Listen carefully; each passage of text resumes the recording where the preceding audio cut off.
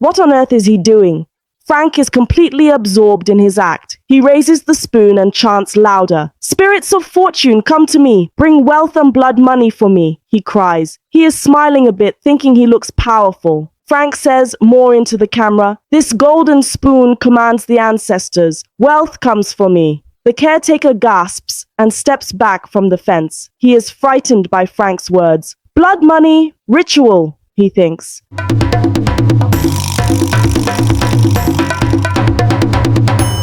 Dawn spilled over the compound in Onitsha with the usual clamor. Hawkers ambled through the narrow alleyways, their voices rising above the chatter as they offered everything from akara to chin-chin. Women in brightly colored wrappers gathered in small groups near doorways, their animated chatter mixing with the rumble of an old radio playing a hymn. A dozen elderly ladies on mats in the courtyard bowed their heads in prayer, their hands clasped, singing softly in unison as the sun climbed higher. Above the din of street life, one thing remained curiously silent. The flat on the second floor occupied by Frank, the mysterious tenant. The compound had always been lively and communal, but for as long as anyone could remember, Frank never joined the activities. No morning salutations, no help with sweeping, not even a wave. Whenever the compound group gathered,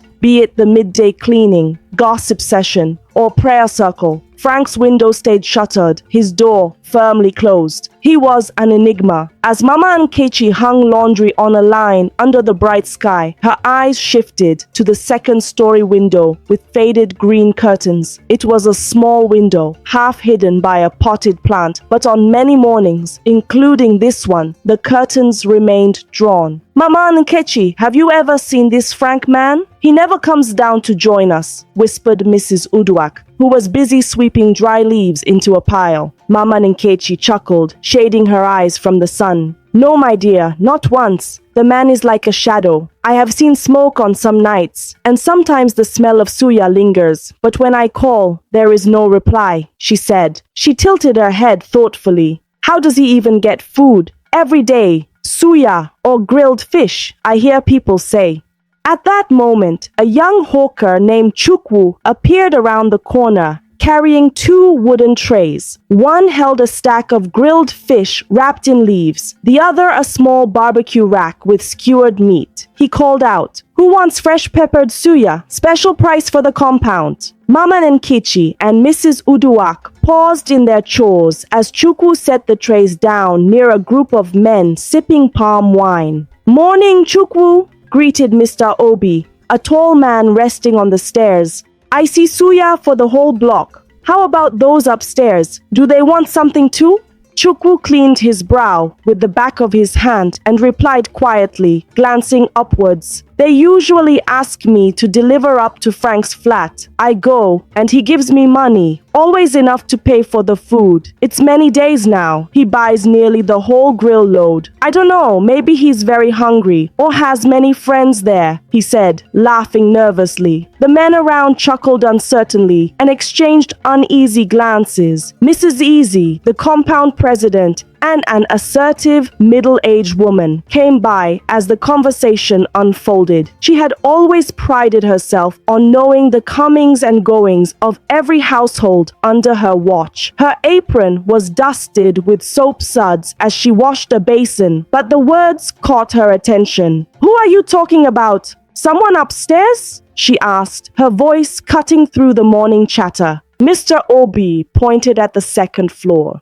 "This hawker says Frank up there orders suya every day, but Frank never comes down," he explained. The others perked up at the mention of the flat. Mama Nkechi knitted her brows. "Yes, if I understand correctly, this Chukwu here has sold suya to Frank's flat often, but Frank never meets you. You just leave it there?" she inquired. Chukwu nodded, looking uncomfortable.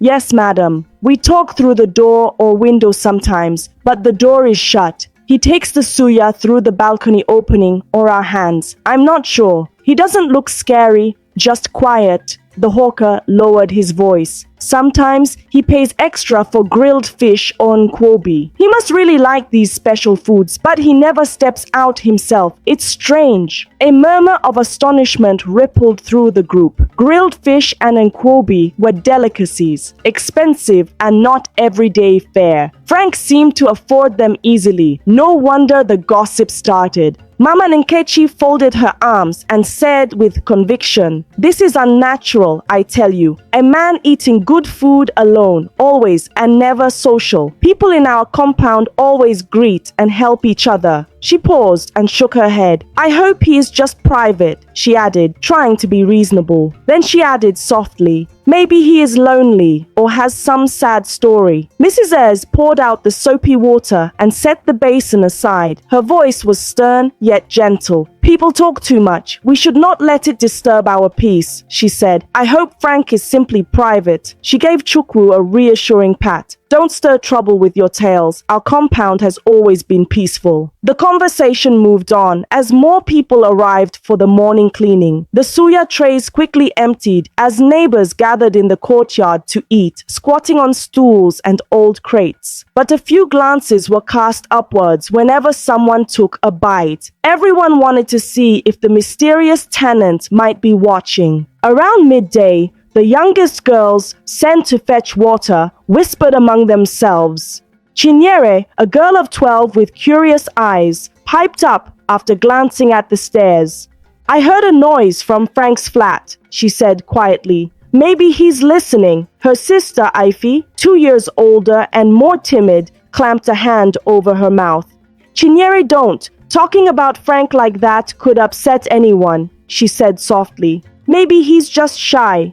Chinyere rolled her eyes. "Mom doesn't believe all that. She says Frank is just quiet. Maybe he is cooking inside or something," she said. One of the older men, Chief Okoro, who had retired and spent his days on a wooden bench, scratched his beard thoughtfully. "I was an engineer," he said slowly, "and I've seen cases like this. Maybe Frank is a man of means who had an accident, or a relative helps him with deliveries. Still, I agree. It is a strange way to live. Why not join us or come down to say hello?" Mrs. Ez sighed quietly as she prepared dinner. Concern was evident on her face. That evening, she organized a small prayer meeting under a dim kerosene lamp in the courtyard. A handful of women joined her, prayer warriors from the compound. Mama Uche, Mama Rose, Sister Agnes, and others sat in a circle. They bowed their heads together in silence for a moment. "With everything happening, I feel the need to pray for Frank," Mrs. Ease announced softly. The atmosphere grew hushed as all eyes turned to her. Mama Rose offered to lead the prayer. "Maybe Frank is under some trouble," she said in a low voice. "He could be lonely or ill. Let us pray that he finds peace and may reveal himself to us safely." The women began praying, their voices blending into a quiet plea. "Lord, please watch over our brother. Help him feel our kindness and find the light," they prayed. The words drifted into the night air. Someone lit incense sticks and placed them on a small table, their fragrance mixing with the humid evening breeze. Meanwhile, high above on the second floor, Frank listened from behind his closed door. The whispered prayers found a small opening in his heart. He was not a ghost, but he felt gratitude that someone cared enough to pray for him. He gently touched the worn prayer book he kept in his drawer. He had once been part of a prayer group too before moving away. Comforted by their voices, he returned to his cooking, humming softly.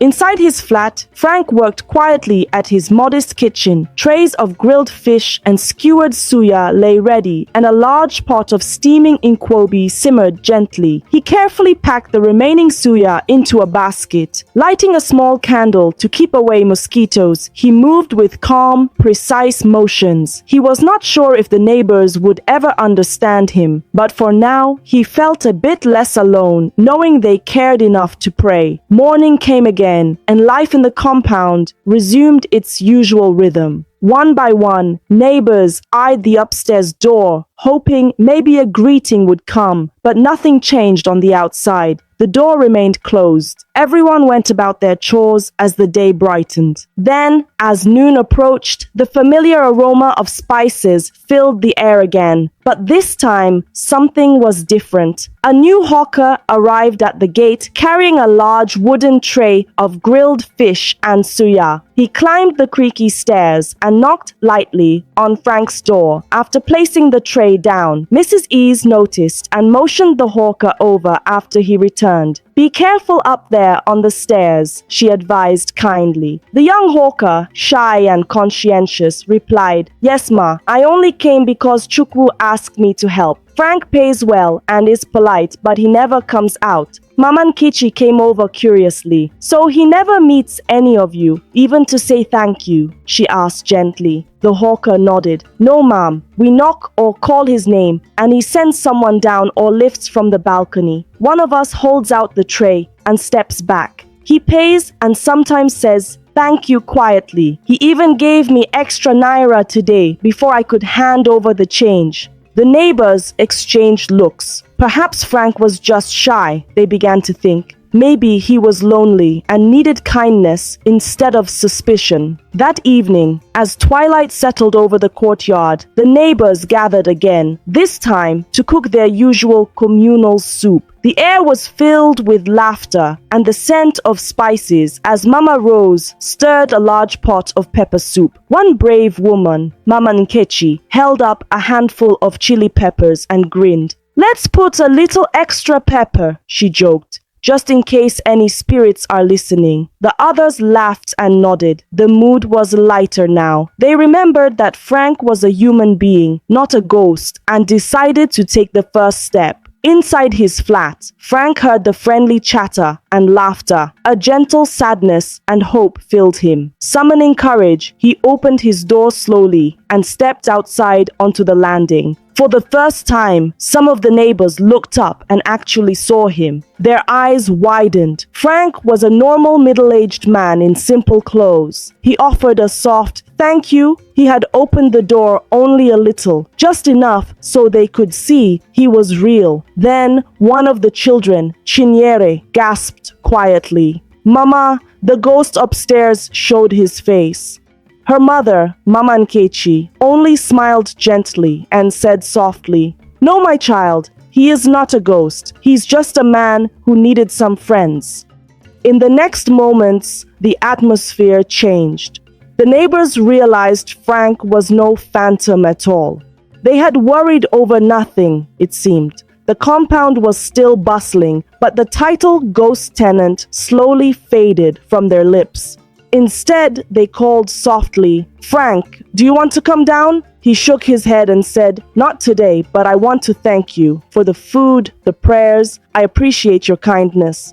In that instant, the chapter ended on a note of understanding. Frank was just Frank, no ghost at all. The compound took a collective breath as life settled back into its usual rhythm. The mystery had lifted a little, but the memory of the ghost tenant would linger in their stories for a while. Still, the people of the busy Onitsha compound had learned a lesson that even the quietest neighbor has a heart that can be reached with a little compassion. Tomorrow would bring a new day and perhaps more clarity. A cool, damp breeze drifted through the narrow street just after midnight. All was silent except for the distant hum of a generator in the far-off corner of the neighborhood. Most houses were dark and still. Onitsha had fallen into another hot night with the lights off and people fast asleep. But in one small yellow-washed building, something unusual happened. A bright glow shone behind the lace curtain of a single window.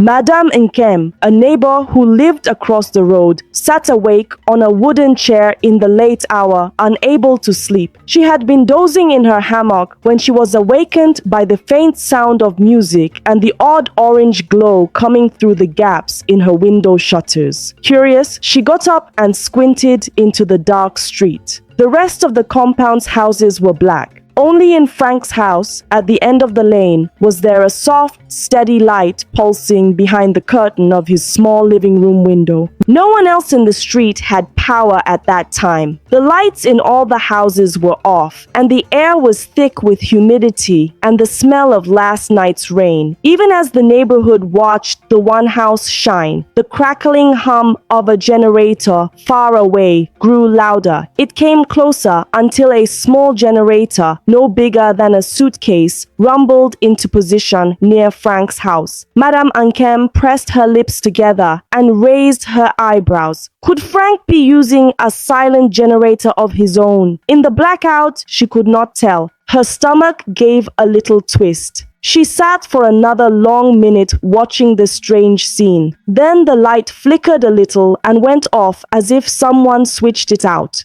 The generator flicked off and silence settled back in. Madame Nkem rubbed her eyes. Was it real or had she imagined it? The cool night air did not bother her much, but curiosity did. After a moment, she quietly slipped back inside her house. Her mind buzzed with questions. How did Frank have lights at a time like this? The next morning, before the sun had fully warmed the bustling street, neighbors gathered at the old gate of the compound. Mama Ifeoma's little corner store was just beside it, selling plantains and bread by day. Early, the ladies and children were crowding around it, sipping cool water or hoping to buy a few ground nuts or sweets. The gate area was a favorite meeting spot in the morning. Talk and gossip always began here as soon as the birds started chirping. "What happened last night?" someone asked in a low voice. "Ah, whatever do you mean?" Mama Ifeoma's deep voice asked from behind her wide wooden counter as she wiped her hands on a cloth, ready to open shop. "You know," whispered Neka, the tall woman who lived across the compound, glancing around at the others. "At midnight last night, you could hear a small engine sound and a light coming from Frank's house." Mama Ifeoma slowed her motions. She had just replaced the open sign on the shop door. Her eyes narrowed. "Frank's house?" "Yes," answered Chidi, a man who often stood at the gate before going to work. "All other houses were dark. I saw a generator running near Frank's place and light shining from inside." Oh, muttered Mama Ifeoma, folding her cloth. "Frank, what on earth was he doing with a generator so late? The fuel is expensive nowadays." "Maybe he has a secret business," said another woman, Auntie Amara. "You know they say if you sleep in darkness too much, powerful spirits can haunt you." She clapped her hand to her mouth to stifle a small laugh, seeing the faces of her neighbors turning grave. Neka cleared her throat. She leaned closer, speaking carefully. "A kind neighbor. I heard him say he was working. But with generator, he must be Yahoo, she said quietly. The words hung in the morning air like a thought too strong to conceal. Everyone froze. Yahoo, this quiet fellow." Mama Ifeoma gave a small snort of laughter, but Chidi did not smile. He had been buying cassava flour daily and had greeted Frank politely, but even he had to admit Frank kept to himself. "He must be internet scammer?" asked Udo, the young boy who ran errand for Mama Ifeoma. "He always shuts himself in his room and never steps out much. Sometimes I hear strange melodies from his house late at night." Auntie Amara shook her head with wide eyes. "Maybe ritualist," she ventured. Everyone looked at Frank's house. The morning sun was now blazing, and sweat started beading on their skin. The neighbors wiped their foreheads and shifted their sandals. "Yes, ritualist, or wizard," whispered another lady, peeking through the gate. She was a shy woman who rarely spoke. "Who else can do this black magic? All other lights are off, yet his is on," Nika gasped. "Oh, I heard he disappears at night spiritually," she said in a hushed tone, as if telling a scary story to children. She paused for effect. "A neighbor saw him vanish when the clock struck 12. At these words, Chidi chuckled nervously and looked around. Everyone's face took on a serious expression. Superstitions were never taken lightly in Onitsha. A neighbor had actually believed she saw Frank's door swirl with ghostly blue lights one evening. Now with the glowing lamp, all that gossip came rushing back. Mama Ifeoma frowned, staring down the track toward Frank's house. She had been running a provision store for years and had heard all sorts of rumors about strangers in the city. She patted her hand on the counter. No, she said slowly. I don't believe in flying men or night spirits. Maybe he's just an educated boy. What kind of educated boy needs a generator at midnight? Someone asked. It's true, the price of fuel is too high. Udo fetched a small fan and turned it on to cool his neck, then piped up. I once overheard Frank talking on the phone about some laptop work. He could be an IT person, downloading, uploading at the dead hours. Chidi scratched his chin thoughtfully. Or a banker, possibly. You know, those big computers need constant power. He paused as if picturing a tall white man in Frank's house, mixing potions or counting cash. Maybe, replied Mama Ifeoma with a skeptical look. But his electricity should come from NEPA like everyone else.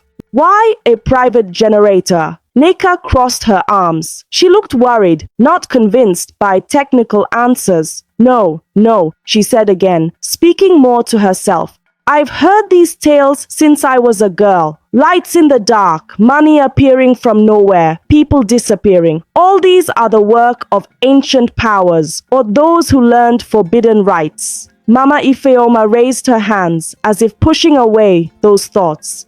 We should not jump to dark conclusions. Not every strange thing is evil. Frank is from Onitsha too, I hear. His family sells at the market. She gave a nod to emphasize her point, then shook her head. I don't think he is a bad man. Maybe he is just trying to earn a living. Which kind of living demands glows in the dark? Neka muttered, shoulders sagging. A neighbor pointed at Udo's fan. Look, even a small fan like that needs at least some power. Frank's whole house glowing in a blackout is quite something. At that, a laugh broke out among the group, dispelling the tension for a moment. Someone teased, maybe he has a baby dragon in the backyard, and that's why his house glows green. Mama Ifeoma smacked the counter lightly. Now that I would like to see. A dragon in Onitsha. They all laughed and repeated some of the sillier ideas. Maybe Frank had a box of old neon tubing or trapped lightning. They shook their heads at each other's jokes. But still, the serious worries remained hidden behind their smiles. As the gossip slowed, Mama Ifeoma finally turned the lock on her shop door. Children queued to buy akara and bread. But their eyes flickered to Frank's dark house now. They whispered to each other, trying not to laugh too much, because even at Auntie Amara's jokes, something inside them felt uneasy. Chidi, finishing his small shopping, leaned on the gate for a moment before leaving. He took a deep breath. I must go now, he said. Better get to the office. But before he turned away, he finally said to Mama Ifeoma, keep an eye on him, please. He didn't laugh this time. He spoke low, almost hoping she did not take it too seriously. Maybe tomorrow we ask his permission to use his generator, he joked lightly. Mama Ifeoma smiled faintly. Chidi, sometimes people do kind things, but that does not mean they are evil. She folded her arms with a look of resolve. I will keep an eye on him. Later that morning, Frank stepped out of his house for the first time in days. The gossip meeting had dispersed only moments ago, but Mama Ifeoma and a few neighbors were still at the gate. They watched as Frank lifted a container of water into his house. His face showed neither embarrassment nor pride. At 40 years old, he had a calm, unruffled manner. Frank had moved into the small yellow house only a week prior. He came with very little, a suitcase, a few bags of clothes, and a mysterious box he kept close. Most neighbors barely knew his real name was Frank Ifeanyi. The street talk had already nicknamed him things. Mysterious man, Onitsha ghost. As he opened his front door, Mama Ifeoma called out, "Good morning, Frank." He turned and gave a polite nod. "Good morning, Mama Ifeoma." In that moment, he noticed her frown, his eyebrows knitted together. "Frank, baby, I hope the city was not too cold for you last night," she said with a forced smile.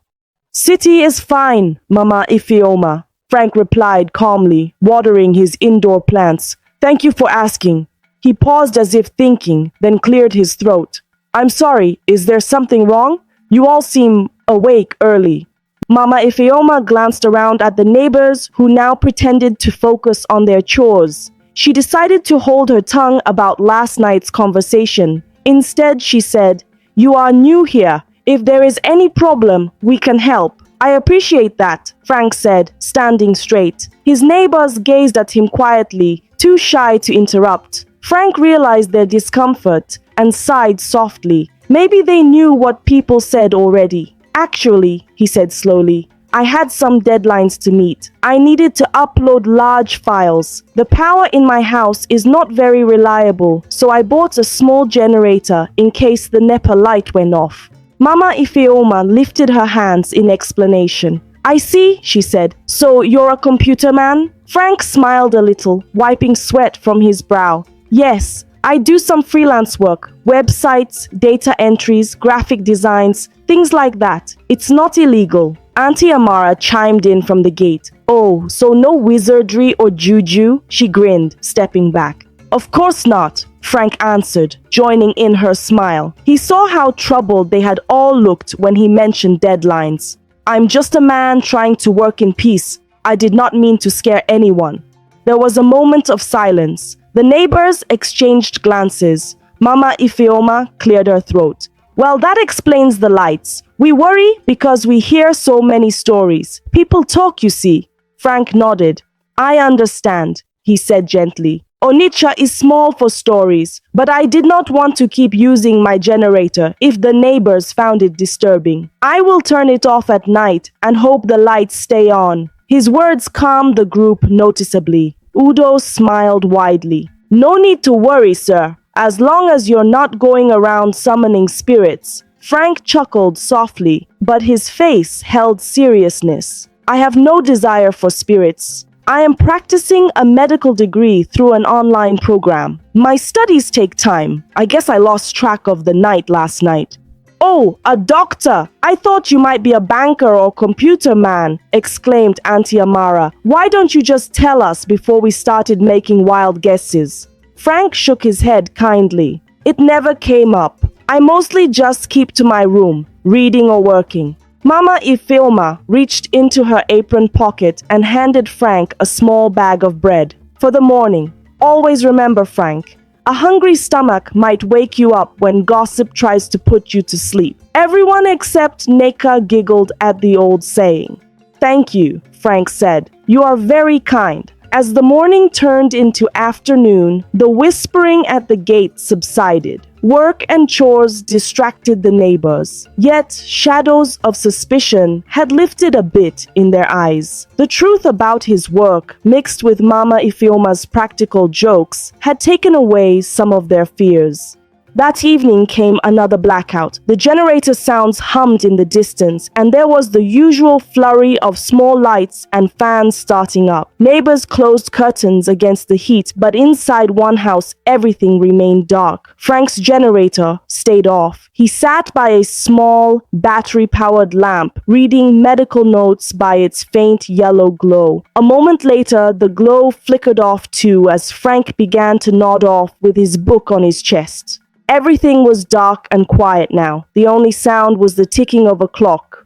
Frank drifted to sleep in peace. In the street, after midnight, nothing unusual happened. The houses were still, the power off. Only the sounds of a distant motorcycle and the rustling of palm fronds disturbed the stillness. No lights gleamed out of windows. Early the next morning, the gossip neighbors gathered again at the gate. This time, they were brighter and more cheerful. Mama Ifeoma, Neka said with a grin. Guess who couldn't stay awake past 9? I suspect, Mama Ifeoma winked. Now you can see a man is only as strange as his explanations. And with that, they went about their day, the whispers of the night fading gently into new dawn. Each morning, the compound woke to the low hum of motorbikes rattling down the dusty road. Instead of birds singing, neighbors listened to the buzz of delivery bikes arriving at Frank's door. Frank himself remained inside his dim room, curtains drawn tight. He did not wave or speak when the shipments came. Still and silent, he was like a ghost in his own house. Each day, the same door swung open for a moment and then shut again, leaving the neighborhood full of uneasy questions. Delivery bikes arrived early at Frank's door. One morning, a tall tripod stood in a crate left on his steps. Another day, a rider carried a laptop in a brown cardboard box and placed it inside. Microphones and bright LED lights also arrived. It looked like gear for a video shoot. The neighbors even saw food deliveries: grilled suya meat wrapped in newspaper and spicy chicken soup in a plastic bag. The smell of pepper and meat floated through the air. On one box, a printed label read "Ring Light." On another box, someone had written "wireless microphone." Neighbors saw all this. They stared and whispered to each other. Neighbors gathered in small clusters. They pointed at the stacked boxes. "Why does Frank need all this?" someone asked. Mrs. Akini frowned and kept her voice low. "These are things for video," she said. "Are they making strange films in there? I heard something about secret rituals." Others leaned closer. The talk grew louder and wilder. One man lowered his tone. "Listen, maybe it's not ritual. It could be internet fraud. You know, Yahoo. He might be running scam videos or some other new trick." People exchanged looks. They remembered that Frank always closed his door before. Now he had cameras and microphones. This was not normal. Mrs. Akini shivered. "If it's not one kind of trouble, it is another," she said. The neighbors agreed. They stood near the fence, watching Frank's windows all day. Everyone felt uneasy. Late one night, Cheek became so curious that he walked to Frank's door. The neighbors had been talking about the lights and noise for days. Cheek stood on tiptoe at Frank's small window, careful not to make a sound. Through a gap in the curtains, he saw blinking red and green lights. He heard loud music thumping from inside, like drums or a heavy beat. Suddenly, hearty laughter burst from the room. It was not Frank's voice. Someone else was inside. Shadows shifted inside the room. The flashing lights went off as suddenly as they began, and the room went dark. Chike jumped back in fear and dropped to the ground. In the dark yard now, he hardly dared breathe. He was sure someone or something strange was in that room. He hurried back to his house with his heart pounding and hands shaking. The next morning, Frank's door was quiet again, but something had changed. Neighbors exchanged nervous glances. Children who played near the fence now kept away. Some neighbors, like Chike, could not sleep well. They woke with a start, imagining they heard the music again. When the sun rose, the compound felt cold and heavy. Even the usual greetings were missing. In place of laughter and small talk, there was silence. Everyone felt the tension. The only sound was the distant hum of passing motorbikes. The newest delivery had been dropped off early. A box labeled camera gear sat on Frank's doorstep. Cheek stared at it from a distance. He wondered what had happened behind that door the night before. He remembered the dancing shadows and loud voices. Gently, he shook his head to push away the memory. Inside his own house, Chike could not focus on the morning chores. His hands trembled as he brewed tea and fried eggs in silence. Every few minutes, he looked out the window toward Frank's door. The smell of cooking spices wafted by, but he barely noticed. All he cared about was the box on Frank's step. By midday, a few of the older neighbors gathered near Frank's door. Mrs. Akini and Ngozi gently asked Chike what was wrong. Chike felt embarrassed to tell them, but the suspicion and curiosity were too strong. He whispered to them what he saw: the red and green flashing lights, the loud music, the strange laughter from inside. The women gasped. Mrs. Akini clutched her handkerchief. Ngozi placed a steady hand on Chike's shoulder to calm him. Others listened from behind the fence. Mr. John, the night guard, leaned in quietly. He asked if Frank had friends in that room. No, Cheek said, shaking his head. I think he's alone. The spicy smell of pepper soup still hung in the air. Everyone knew these signs meant something strange was happening. For a moment, no one spoke. The compound felt even quieter than before. The only sound was the distant hum of a car on the road outside. No one wanted to say more. Night came again. Frank's door stayed closed, but the deliveries did not stop. The neighbors grew even more tense. Frank's house had become the center of quiet attention. No one greeted each other as usual. People started whispering about what they should do. Some said maybe they should call the police or find the compound head to check on Frank. Others shook their heads. Maybe it is too late. We might be in danger if we bother him, one young man whispered. The air felt heavy with fear. Silence settled in the yard under the moonlight. Then, from behind Frank's curtained window, came another sound. Someone was humming a tune very softly. It was not Frank's voice. Everyone froze. They listened. The humming stopped. A moment later, a car sped by and the sound of crickets returned. Morning came again. The heavy clouds from last night's rain were clearing. Frank's door remained shut tight, but the ritual of deliveries continued. By sunrise, another stack of boxes lay by his entrance. This time, a large tripod was joined by a heavy case marked camera. A second package had writing in French on it. The neighbors did not understand the words, but they recognized the gear as expensive and foreign. Old Iwata could smell spicy soup again. The aroma floated on the cool morning breeze. Even the birds in the trees were quiet now. The tense hush in the compound was impossible to ignore. A few neighbors gathered again. They pointed to the boxes. Look, this one says camera. Maybe he's working for a foreign movie, Iwata muttered. Kemi shook her head. But why is he buying soup from street vendors? This one smells exactly like last night's pepper soup, she said. She held her nose, but Iwata just shrugged. Mrs. Akini stared at the boxes. He must be very rich, she said quietly. Even police or politicians can't afford all this gear. The others nodded.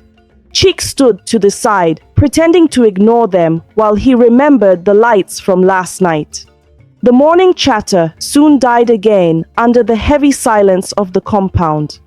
As the week went on, the items kept arriving. A large LED panel came in a plastic crate one morning. The rice cooker from another delivery smelled of food cooking inside, even though Frank never opened the windows. At evening, shadows behind the curtains revealed the glow of phone screens. One night, Cheek stood close to the gate with others, ready to scream if they heard any violence. They had decided to call for help if it got worse. But all they felt was helpless tension. Days passed. Neighbors now crossed to the other side of the yard when they passed Frank's door. Children told stories about Frank being haunted or becoming a wizard on the internet. The air was heavy with questions that had no answers. Frank remained silent, unseen behind the thick curtains. The cameras, lights, and strange food deliveries continued to appear, while fear and curiosity grew with each passing day. No one knew what to expect next. Frank is spotted at dawn wearing a shiny golden robe and holding a giant spoon by the backyard latrine. He is filming in himself as if conducting a ritual. Neighbors panic and cry out that he's doing a blood money ritual. The caretaker has had enough of Frank's antics and calls the police.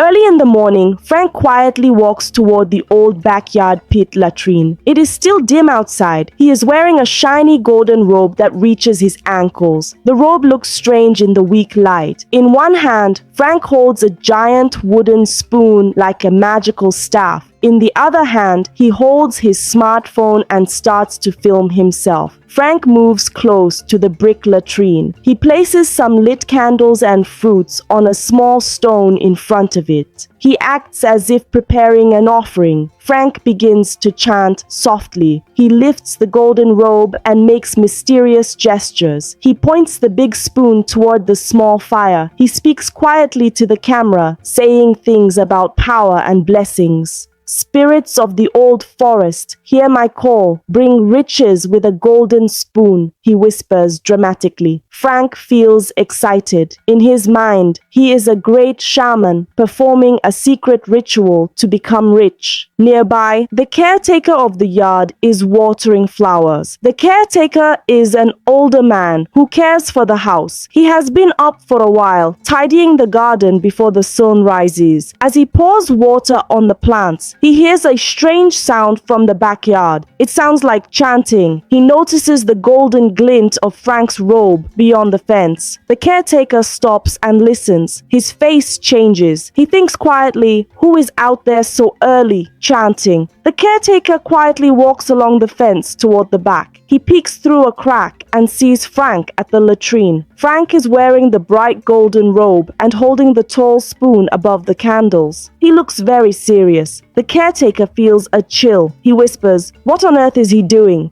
Frank is completely absorbed in his act. He raises the spoon and chants louder. "Spirits of fortune, come to me. Bring wealth and blood money for me," he cries. He is smiling a bit, thinking he looks powerful. Frank says, more into the camera, "This golden spoon commands the ancestors. Wealth comes for me." The caretaker gasps and steps back from the fence. He is frightened by Frank's words. Blood money, ritual, he thinks. The caretaker imagines all sorts of bad things. He feels sure this is dangerous. He runs back inside the house. His heart is pounding. Frank has not noticed the caretaker, but some neighbors in the compound hear the chanting. A few people come out of their rooms. A young woman, Maria, whispers to her friend Musa, "What is that Frank doing at the latrine?" Musa squints and sees the golden robe. He gasps, "That looks like some kind of ritual. That spoon, what is he saying?" The neighbors listen closely. Frank mentions blood money in his chant. Panic spreads. One man exclaims loudly, "He is doing a blood money ritual." Others gasp at the words. Everyone looks frightened. Many in the compound have heard rumors about blood money rituals before. The idea scares them. Hearing the noise and rumors, the caretaker enters the main room where some residents have gathered. He tells them quickly, Frank is outside performing a ritual at the latrine. He's wearing a golden robe and chanting. I think he's involved in some evil ritual. We must stop him. The residents are alarmed. Some run outside toward the backyard. They see Frank by the latrine, holding the spoon. The caretaker shouts from the doorway, "Stop it, Frank! Come back!" Frank hears the voice and turns. He sees the crowd staring. He freezes for a moment. Frank waves at them awkwardly and tries to explain. "It's okay. I'm just recording a video for fun," he calls out. He still holds the spoon up. He tries to show them his phone, but the others are too shocked. One neighbor cries, "He's doing dark magic." Another whispers, "He's calling money from spirits." The crowd murmurs fearfully. The caretaker feels sick with worry. Everyone knows that talk of blood money can lead to serious trouble, even violence. People start looking around nervously. Frank notices the fear in their eyes. His face falls. He drops the spoon and removes the golden robe. I'm sorry, he stammers, lowering his head. "I was just making a fun video. I didn't mean to scare anyone." Frank steps away from the candles. The candle flames flicker in the breeze. The caretaker is still in shock and anger. He cannot believe Frank did this. The caretaker takes out his phone and dials the police. Frank sees this and panics. "No, don't call them," he pleads. But the caretaker ignores him. He gives the address and explains, "There's a person causing chaos in the compound. Please send help." The caretaker hangs up. He tells everyone to stay calm.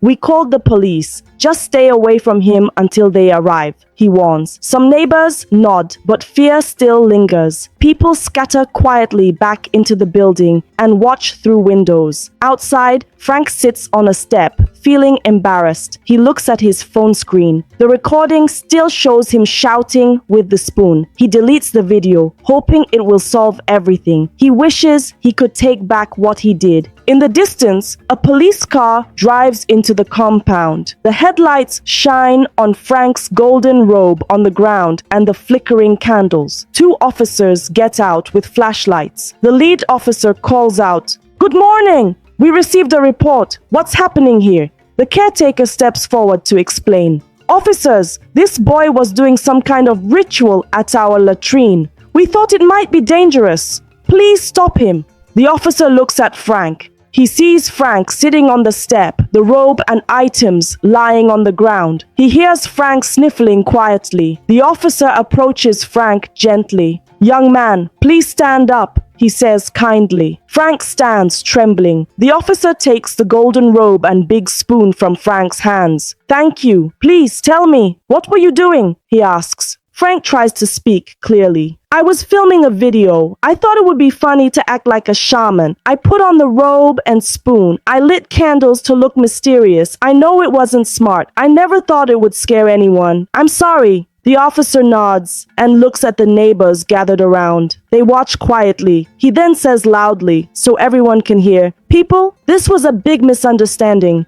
This young man was not performing an actual ritual. He was just playing and making a video. No one is harmed and there is no evil here. Please calm down." Some neighbors relax slightly. Musa steps forward. "So, it was just a joke?" he asks. Frank nods. "Yes, I'm really sorry. I'll fix everything." Maria gently gives Frank a cup of water. He drinks it gratefully. The officer says to Frank, "I understand you meant no harm, but you must be careful. When people talk about blood money rituals, they are very afraid. This could have gone wrong." Frank agrees. "I understand. I won't do it again. I'm sorry for scaring everyone." Then the officer turns to the caretaker. "Sir, we appreciate you calling us. This isn't a crime, but Frank may need guidance. If he misbehaves again, we'll have to take action. For now, we are letting him go, but see that he behaves." The caretaker nods, relieved. Frank is allowed to leave with the police. He picks up the now closed golden robe. The officer smiles gently. "Keep your props for school plays, not spooky videos, okay?" Frank chuckles softly. "I will, sir." Once the officers leave, the compound slowly returns to normal. People come out of their rooms, and neighbors speak in quiet tones about what happened. Some shake their heads, and some laugh quietly at the misunderstanding, but everyone agrees. No more surprises at dawn. Frank goes back to the steps in the yard. Maria and Musa sit with him. The caretaker stands a bit apart, still worried but calmer now. Frank sighs. "I never meant to scare you all," he says to them. "I promise I won't do anything like that again without telling people." The caretaker nods, accepting Frank's apology. The morning sun rises fully now. The candles have gone out. Frank folds his golden robe and sits quietly. He has learned a lesson. People can panic when they see strange things. Frank decides to delete the rest of the video and think carefully before doing any more pranks. At last, peace returns to the compound. The golden robe incident is over, but Frank and the neighbors will remember this morning for a long time. The morning began with a strange quietness, as if the air itself was holding a secret. It was just before sunrise, when the sky was still washed with shades of gray, and the roosters in the distance were calling the day awake. Suddenly, the sound of sirens broke through the silence. Their sharp wailing cries cut across the street, bouncing against the walls of the houses. Children woke up, startled, clutching their mothers. Traders, still tying their wrappers and preparing for the market, froze mid-step. The compound stirred like a disturbed anthill. Neighbors rushed outside, their faces filled with worry and curiosity. They pressed themselves against the gates, trying to see what was happening. 2 police vans roared into the compound, lights flashing red and blue, their tires kicking up dust. Officers jumped out in black uniforms, their boots heavy against the concrete. They carried guns, batons, and a stern air of urgency. The caretaker, pale and trembling, hurried to meet them. He kept pointing upstairs toward Frank's room. "This is the place, officers," he said breathlessly. "This is the man. He has been doing strange things. We fear for our lives." The lead officer, tall and broad-shouldered, gave a curt nod. He gestured to his men. "Secure the compound. No one goes in or out until we are done." His voice was deep, carrying authority. The neighbors huddled in clusters, whispering among themselves. Fear and excitement rippled through the crowd. For weeks, they had built their theories about Frank. This was the moment they would finally see the truth. "He must be Yahoo, Yahoo," muttered one man, his eyes darting nervously.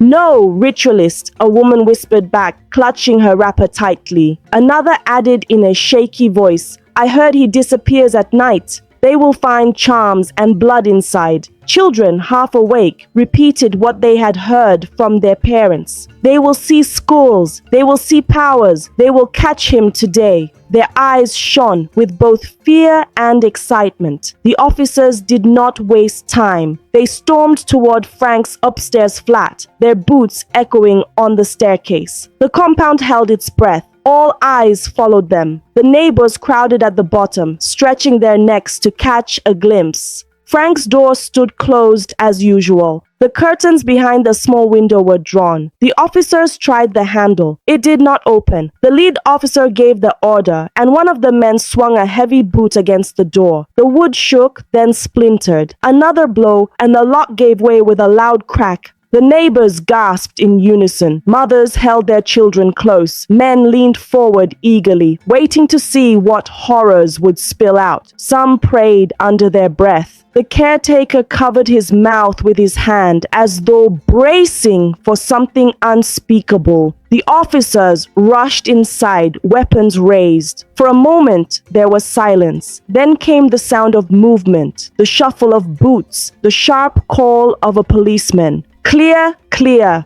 The neighbors below leaned forward anxiously, their whispers growing louder. "What did they see? What is in there? Tell us."